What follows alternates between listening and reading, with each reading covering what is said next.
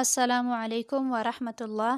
ہم نے جوامع الکلام کتاب شروع کی ہے۔ سب سے پہلے ہم نے 40 احادیث پڑھی، اب ہم 40 دعائیں پڑھ رہے ہیں۔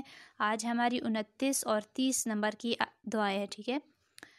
بسم اللہ الرحمن الرحیم۔ 29ویں دعا ہے ہماری، اگر کسی کے یہاں افطار کرے تو یہ دعا پڑھیں۔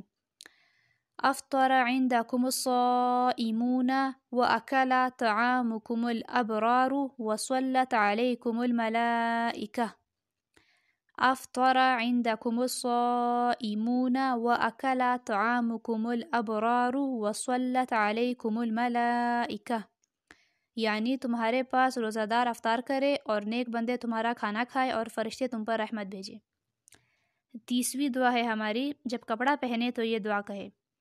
الحمد للہ الذی کسانی ھذا الثوب ورزقنیہ من غیر حول منی ولا قوة۔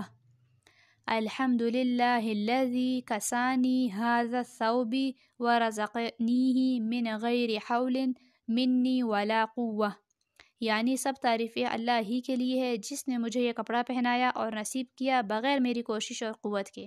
یعنی جب بھی کپڑے پہننے لگے، یعنی کپڑے جب چینج کرے تو یہ دعا پڑھے، ٹھیک ہے۔ ان دونوں دعاؤں کو اچھی طرح سے یاد کر لیجئے اور جب ان کا مواقع آئے تو ان دعاؤں کو پڑھنے کی عادت بنا لیجئے، معمول بنا لیجئے۔ ان دونوں دعاؤں کو اچھی طرح سے تجوید اور ترجمے سمیت یاد کر لیجئے گا۔ اپنا بہت سارا خیال رکھیے گا، مجھے اپنی دعا میں یاد رکھیے گا۔ اللہ حافظ۔